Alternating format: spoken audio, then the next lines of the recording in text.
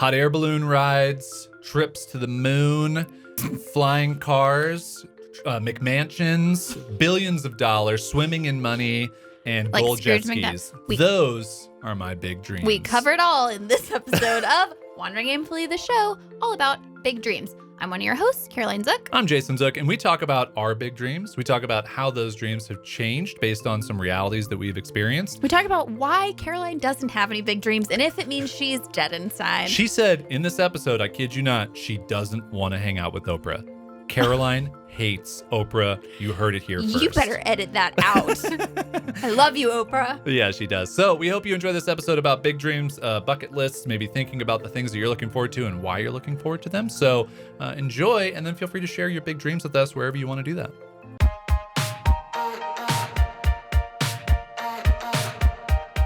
Hey there, we're Jason and Caroline Zook, a husband and wife team who believes life is just one big experiment. This is the show where we share our journey as we figure out this ever-changing thing called life. We cover topics like running a business, traveling the world, and clawing our way out of debt, all with the hope of inspiring you to live, work, and create with more intention. Life might bring its twists and turns, but when you know who you are and what you want, you're never really lost. Welcome to Wandering Aimfully, the show.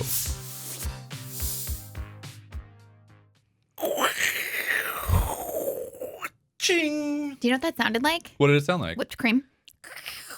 Oh, like in a metal bowl? Or no, No, like the aerosol. The aerosol guy. Got it. What? Like Whipped the cream in a whisk, metal bowl? like a whisk against a metal bowl. Oh, no, that's more like, no, do it. No.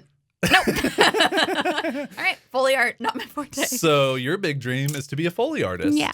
I think it might be interesting to discuss just the first things that immediately come to mind when you think of like big dreams that you have. Okay. And what I find interesting about this already is that when we were sitting down to talk about this, you're like, I don't know what mine are. So it might be fun just to see, go. What's a big dream? What's one. What's a big dream? To build our own house. To build our own house. Nothing else? Literally nothing else. You don't want to spend a day with Oprah? No. Really? Really. It's just you and her just hanging Sounds out? like a recipe for anxiety. I'd rather watch her on from TV? the comfort of my home. You'd rather watch her from a bush with a telescope? No, but like I think this is so fascinating because when you said let's do an episode about big dreams, and I was like, I don't have big dreams, and we can get more into this. I know why I think that is, but I want to hear what your big dreams are first.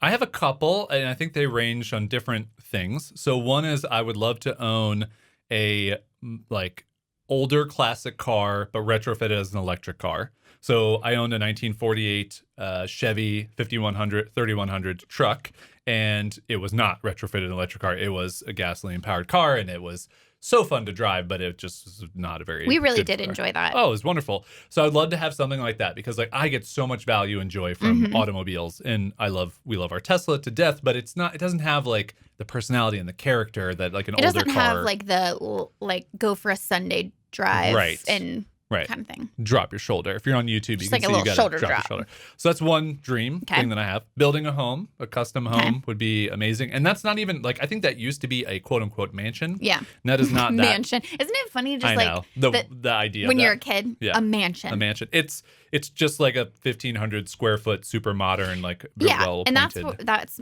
from my perspective as well. It's less about the big thing or making it huge. It's more about just designing something completely custom to our lifestyle. Yeah.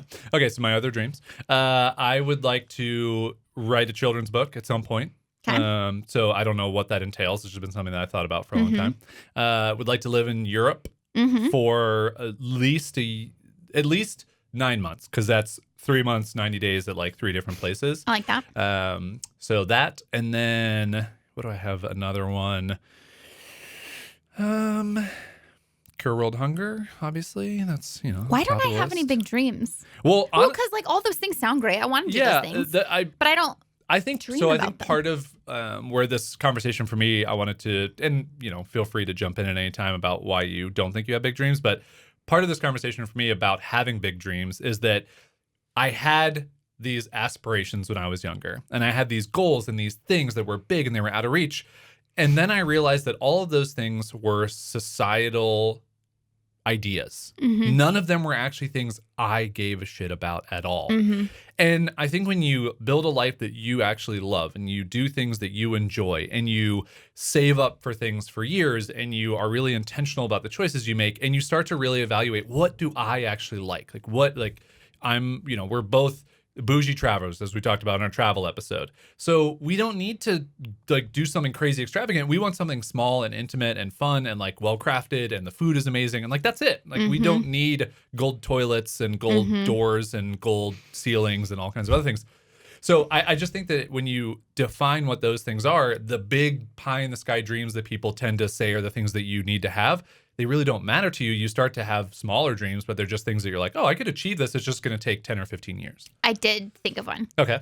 I would like to eat at a world famous Michelin star restaurant. So when a tasting menu. When Chef's Table first came out, my buddy Greg and I were talking about this. Shout out to Greg Hartle. I think he listens to some of these. We had talked about going to every Chef's Table restaurant and having a film crew film 2 normal dudes going to these restaurants. Which I think is really cool. Now, the problem is that since Chef Table has come out, we have become plant-based eaters. Yeah. So part of my dream is that it's the best plant-based. I'm sure there has to be a Michelin star plant-based restaurant. Because even one of the chefs, we were watching The Final Table on Netflix, and one of those chefs said that at their restaurant it's 90% vegetarian. Yeah. So I think it's possible. It's coming in the next couple of years too. We talk about this often. I think there will be a vegan or plant-based cooking show soon. We'll see that. But yeah, this dream that I had with my buddy Greg to you go to all these different countries. Mm-hmm. You explore all these different cultures and you get to eat all these amazing food, these restaurants. It's a little less exciting now because most of the meals are dictated with meat. Yeah. So I think there could just be something fun with that, though, of trying to find the best plant-based / vegetarian restaurants. Yeah. But going off of what you said about how your dreams kind of change, I think that's why I don't have really any anymore. And it's because of this. For so long before kind of the journey of my 20s was moving from a place of external validation to a place of internal validation. And what I learned during that process is that who I am as a person and what I want out of my life and what I need at any given season of my life is always changing. And so I think when you're younger, your desire to set these big goals or big, this target way off in the future, it doesn't take into account the fact that you might not want that, a few years later. And so I've just now that knowing is in my bones, which is that what I want today is not going to be what I want 6 months from now, a year from now. And so what that's done for me is that I stop thinking about the big things I want to. Well, number one, I stop focusing on accomplishments of there aren't these things that these notches in my belt, so to speak, that I need to have. I think probably the closest to that would be having a book. And even that changed for me. So it wasn't I want to be a published author. It was by the time that opportunity came to me, I was well, I don't even know if this is a big dream of mine anymore. It's just more a creative project that I get to participate in.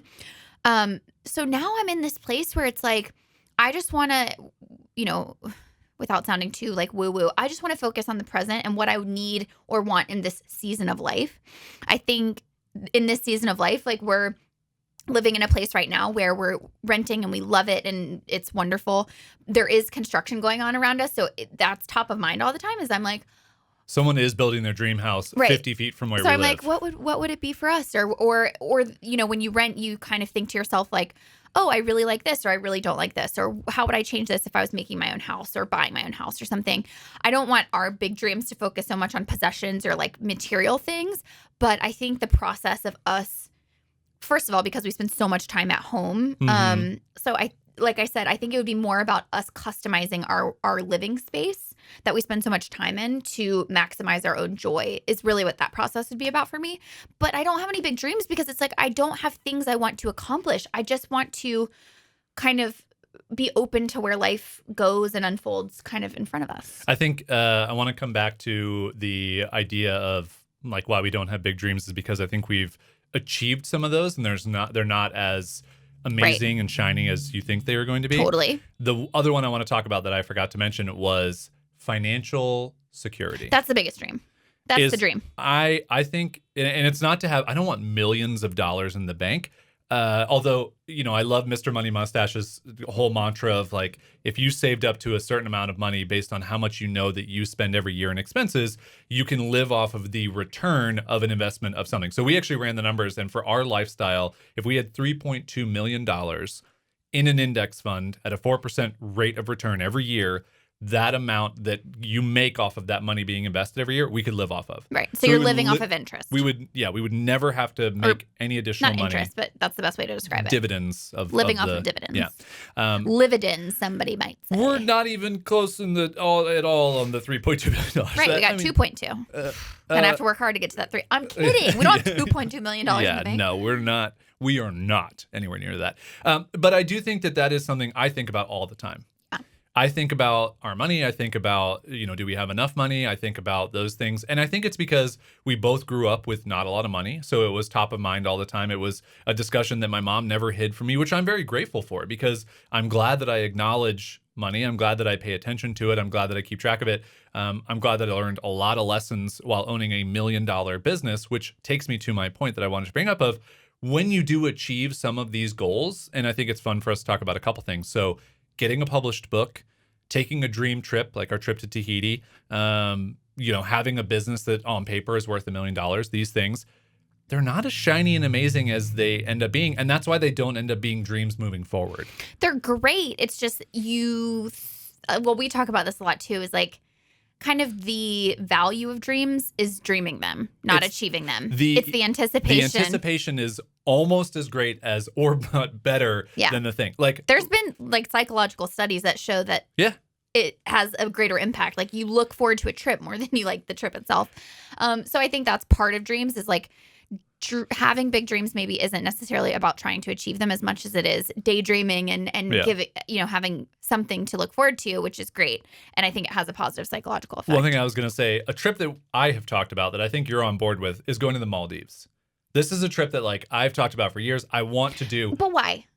Just because of the beautiful views, the overwater bungalows. Do you think that the views and the I'm just kind of challenging you on this because I'm like, but why? Is it because it's a rare place to go? Yeah, for sure. I know, but don't you think that is in itself kind of societally driven? Maybe. It's a place that not many people go to. I also see the pictures of it. I'm like, I would love to be there. I would love to water slide into that water. True. So, but here's the thing of why I think this dream has lessened for me in importance is because for you, you're a very anxious traveler. And knowing that it would take us a full day of multiple plane rides and then a smaller plane to get to these islands, it would be miserable for you. I would need to be tranquilized. And so that makes that whole trip a lot more difficult to think about doing. And it's not from a standpoint of like, you're ruining my dreams because you have travel anxiety. It's like, I love you and I want to do this trip with you. I don't want you to be miserable to do this. Yeah, I get it. For what result? Which is to see the beautiful societal thing that I've seen in magazines and movies and the YouTube videos and bucket list family goes all the time. And I'm like how do you get your kids there? There's 3 children. They all just fly perfectly fine. Come on. I know. Well, if someone had flown with me from the time I was born, maybe I would be less anxious as a traveler. Which is ironic because your mom was a flight attendant. Well, and my point is like the amount of joy that you would get out of seeing that beautiful view, which I'm not taking anything away from, but like, are there other places closer by that you would get a similar high from? You know what I mean? The really interesting thing about this is that it's just so difficult being a human being to go, I want to go to the Maldives. I want to stay at over the water bungalow. I want to water slide into the beautiful sea. But would I get the same amount of joy of driving to Yosemite and like staying at a cool Airbnb around there where there's no travel anxiety? There's still beautiful views of a different kind. You're with friends or you're in nature or whatever. But it's impossible as a human to go, this experience is the same feeling I would get from the other one. You know? And I don't know what that is. And it's such a difficult thing being a human to convince yourself, hey man, you don't need this thing.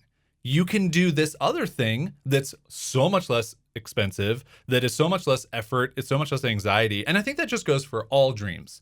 And I don't know if that's like a practical thing that we have just kind of come across as we've gone through life together, is to go, but why do we want this specific thing? Absolutely. Could we just do something that's like a little bit less, that's not as intense as that, or is not as expensive or difficult or whatever?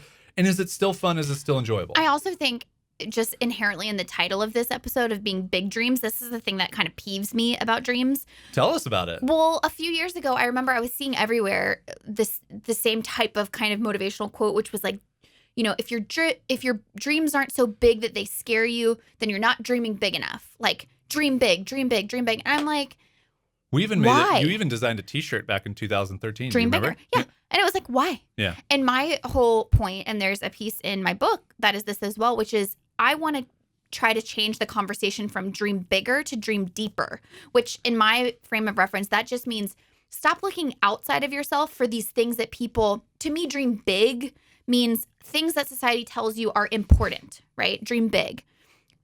Doing things that a lot of people can see, doing these trips that are super rare and super highly coveted for one reason or another, and more or less tuning into your inner wisdom and going, what is my, like, for lack of a better term, soul? I call it your core self. What do I really want?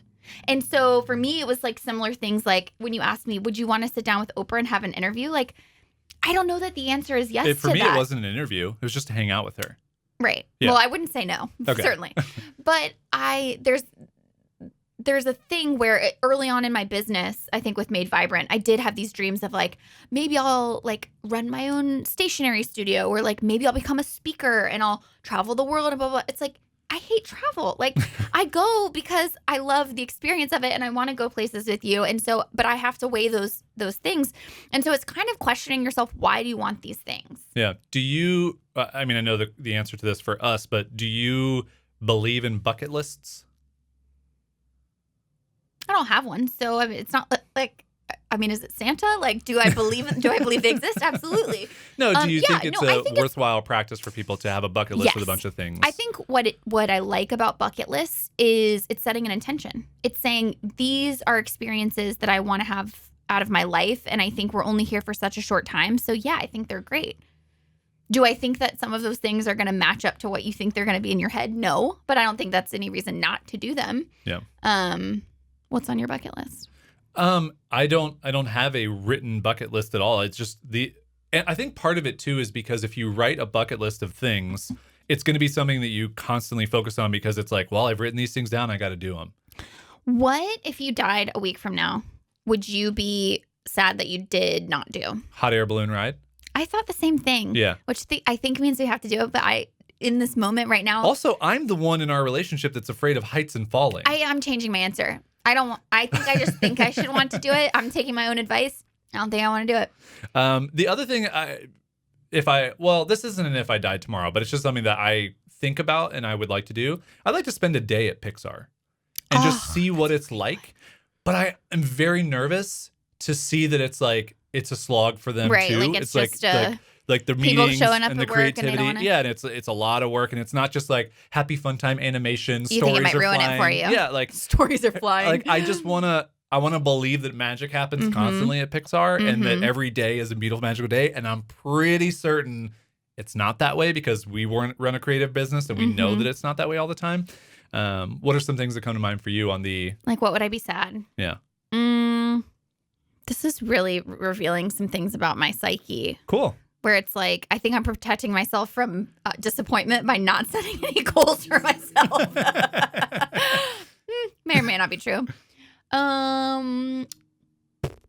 Again, at this point, I'm just like sort of reaching for stuff. Well, like things that I think other people would want. I think you bring up a really good point that we have both come to in our relationship. And I would say I think I've had the influence on this in our lives is that we live very much in the present.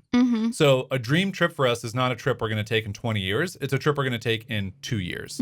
A dream thing that we're going to try and accomplish with our business or whatever is not something that we're going to think about for a long time. It's like, no, we're going to do it. We're going to put it into practice. And I just think that for you... maybe I'm afraid that if I say what my dream is, we'll have to do it. Yeah. But I just think that we so much live in the present, like you said, because, and this has been my mantra forever, is like, I don't want to live my life when I'm 60. I want to live my life now. I want to enjoy good food, good friends, good travel, great across the board for all of those things. And I want to do that now because if I died tomorrow, if I was, had some crazy disease that attacked me, I would be so upset that I just saved and squirreled away money. And listen, I get it. You need to do that just for like being a smart human and saving for things to go wrong. But I want to live every day thinking like, if I died tomorrow, today was a good day. Well, that's what I'm thinking about is like when I really think about the things that I want, that I get tremendous joy from, I've experienced some version of it in my own life. So I think about like the Michelin star plant-based restaurant. And I'm like, well, yeah, but all the time we seek out experiences where we go to Gracias Madre in LA. And we eat great plant-based food. Yeah. And then I think about, oh, I want to travel to these obscure places around the world. And it's like, well, we do these road trips. Like I think about the trip we took to Taos where we saw those gorgeous mountains and stayed in that little earth ship. And it's like, that's my version of that. Because I was thinking like those crazy hotels you see on Pinterest pins and stuff where it's like the one in the caves of such Jamaica, and such, or the one of just like crazy experiences you would. I'm like, we did a version of that in Taos, New Mexico. And it was beautiful. And I painted and like, it was amazing. And so I guess the lesson there is you don't have to wait for your big dreams to come true. You can find versions of them using whatever means that you have at the time, you know? And this is also kind of I don't know if you would consider this as like a big dream, but I'm just saying it in case anyone else is out there, is like, I think about having a family. Like that's a big dream of mine. Like if I died, in a week from now and we had never had kids, like I would be sad. The good thing is that you should know it takes a lot longer than a week to make a baby. Guys, we're going to get to work. Just kidding. I'm kidding. Gotta have a lot of planning. But like that's one where I'm like that. Why is that? I'm curious. Just to dig into that a little bit. I want the experience of, I think just motherhood is such a unique experience. What if we just go to some playgrounds and you just we'd be on some lists. Walk up to some kids and just help them out? It's the same. But I think the experience of, okay, so I view kind of motherhood as like, in a lot of ways, you're like a spiritual guide for this other human in the world, or humans. But like, let's say you just start with one. This other human in the world. And I love the idea of an experience where you get to help introduce this person to the world and guide them through the experience of being a human. And like, I think it goes back to my weird love of like teaching and my love of just nurturing, which just sounds kind of crazy because you're like, you would not a very nurturing person to you specifically. But it's just been something that I've always thought about. And you and I have had this conversation so many times where, I really, during my 20s, when we were sort of deconstructing the whole idea of the wedding and should we get married, and shout out to our marriage episode if you're interested on learning more about that. So I had to kind of look myself in the mirror and ask myself a lot of questions about having kids as well and go, well, is just this something that I think I should do? And I definitely went down the rabbit hole of like, there are a lot of female mentors that I have that don't have kids. Like Liz Gilbert is one that comes to mind. And Oprah is another one that comes to mind. And there are amazing aspects to their lives that I see could be very attractive to me, where it's like the freedom, the flexibility, like the utter ability to make the most out of your life because you don't have this other person that is basically a part of you that you're trying to share that's time with. Sucking the life out of you. You can say sucking the life out of you. Yeah. And I asked myself all those questions, and the result that I came to was, no, this is a big dream that I have. This is what I want. I want to, I think it's magical. Like, also, I think it's magical, the idea, and this is saying like willing that we have kids that are of our own like genetics. I'm not saying that that's a guarantee. I know for a lot of people that's hard to do. So I'm not closed off to things like adoption or anything like that. But I think one also really beautiful thing about having kids is that it's half of you and half of me. And how freaking cool is that? What would that person be like? What if it's 1/3 of each of us and then 1/3 of a third person? Who's the third person? Pick somebody. LeBron James? Oprah? Yes. Hard to pick. Oprah. Oprah wins. Definitely Oprah. That's super weird. Maybe if we wait long enough, that'll be an option. Yeah. But anyway, that's where that comes from. And I think that and I know that that's not one of your big dreams, but we've talked about how. Yeah, and I think that this is an example of one of those things where we both want this thing in our lives. One of us wants it more than the other, but we've also just openly discussed, hey, how does this actually fit into our life? And I think for a lot of people, having kids is not necessarily a dream that you look forward to. It's something that happens, and then you just figure it out along the way, and that's fine. But I think... You think that's for most people? I think for most people, it is not a plan. For us, it is a plan. I think most people, it's a plan. I think maybe you have had some experiences. I don't think so.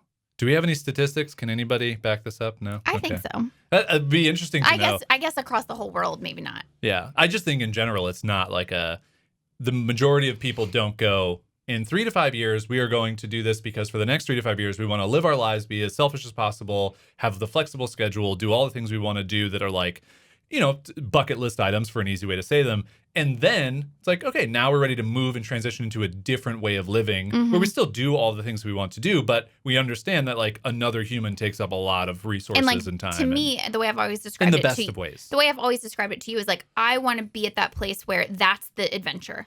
And that's the big dream. We also both want to be at that place where it doesn't feel like a burden. Yeah. And we both feel like as much as our mothers love us and they raised us with all good intentions and everything else, I think it was very difficult for them, for both, for having us, and there's a lot of extra work, it's a lot of extra stress, a lot of extra pressure, and they love us, and they probably wouldn't have changed anything at all. But we both want to bring our child into a situation where hopefully there's a lot more financial security and stability. Hopefully there's a household that there isn't different father figures being changed throughout. And we really, like, that's another thing for me. It's like, there's still work to be done in our relationship to figure out how we're still... Yes, but again, there's always going to be work to be done. Totally. I understand. I'm just saying that, again, I think a lot of people, it's just like, a kid's going to fix the relationship. Well, yeah. This episode took a fun turn. But I do think that, like, that's just a realistic thing that we both are dreaming about, and it's a different dream for both of us, and we talk about that, and we figure that out. And so, as a couple in a relationship, sometimes people just don't do that. And it's just one person wants one thing, one person wants the other, and that can lead to why things don't work out. Took a turn. I mean, it just went a direction. I don't think it took a bad turn. You think it took a bad turn? No. Oh, say by that. I'm just kidding.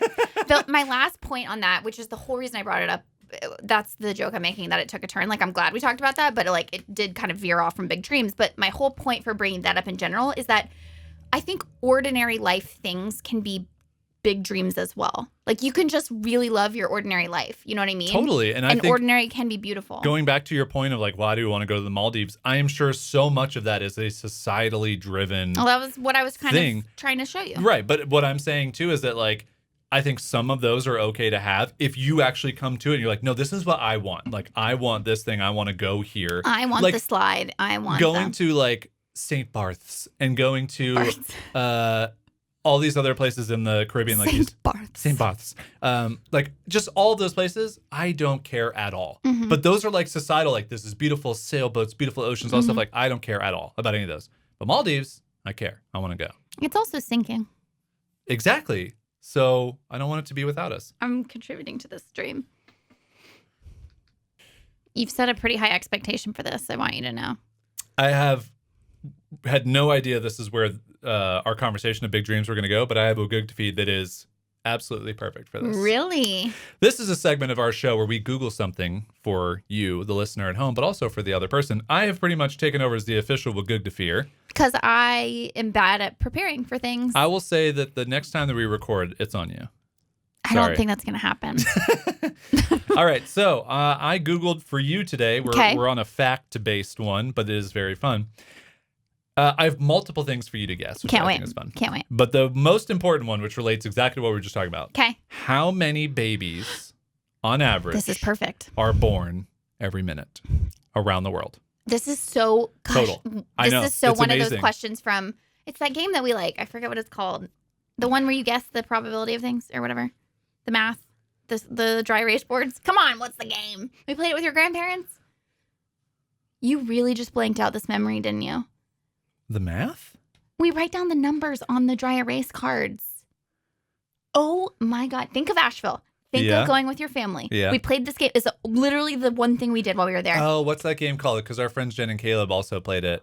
I want to eat this microphone because you literally just blanked out. I remember it now. I don't remember what the name of the game is called, though. Like Numbers and Nellies or something. That's it. Numbers and Nellies. Can you repeat the question? How many babies around the world are born on average every minute? 20,000. Around the world? Around the world per minute. I want you to think per minute. 2,000. 250 babies are born per minute on average. 250. Which equates across to the world. 130 million babies born. Every year? Every year. Wow. How many people will die every year? That I did not include. It was listed, but I didn't want to go the morbid. I mean, it's just the natural. I know, but I just was like, this is question. a positive show. We bring positivity to it, and I'm not doing All right, it. we're not going to make you confront your mortality today. The other questions that go along with this. How many people were on planet Earth in 1800? In the year This 1800. is fun. I Thank like you. this. Thank you. On planet Earth Yep. in 1800. Yep. Don't include anybody on Mercury. 3 billion. Less than a billion. How We many? have been busy bees. How many here. people Yeah. were there in 1927 On the planet. on the planet? So 130 years later, basically. 4 billion. 2 billion. Oh my God, this is scary. This is too rapid. So in less than 100 years, there are 7.5 billion people. So in 130 years, We've we gained went from 5 billion. less than a billion to Now let's talk about some factors. Better medicine? more food? I just think there's Less disease? There's a lot more people just.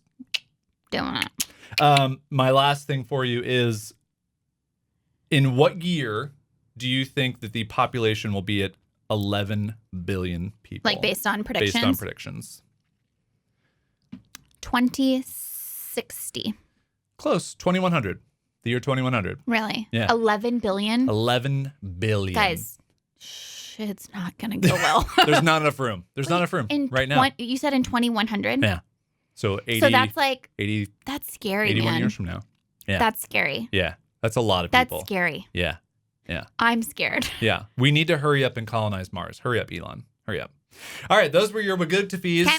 That wraps up this episode on big dreams. Big dreams. On bucket lists. Leave a comment below and let us know what your big dreams are. Maybe like 3 big dreams that you have. Or Are just they- one. If you just or have just one. You know? Are they professional related? Are they trips that you want to take? Are they, you want to build a house? Do you want to have kids? Like, what are the big dreams that you have? Also, let us know if maybe this episode had you rethinking your dreams and had you going, you know what? These crazy zooks are right. I think I was going after all the big societal dreams.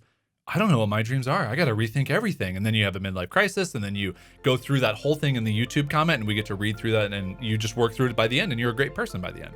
Congratulations. I'm so happy I that can't you wait. went through that. Can't wait to read that for you. Thanks for watching our show. We appreciate it. Leave a rating and review on iTunes/Apple Podcasts, or just tell a friend about the show. That'd be Hey, fun. and if you're on YouTube, subscribe. Yeah, do that. That's a fun thing you can do as well.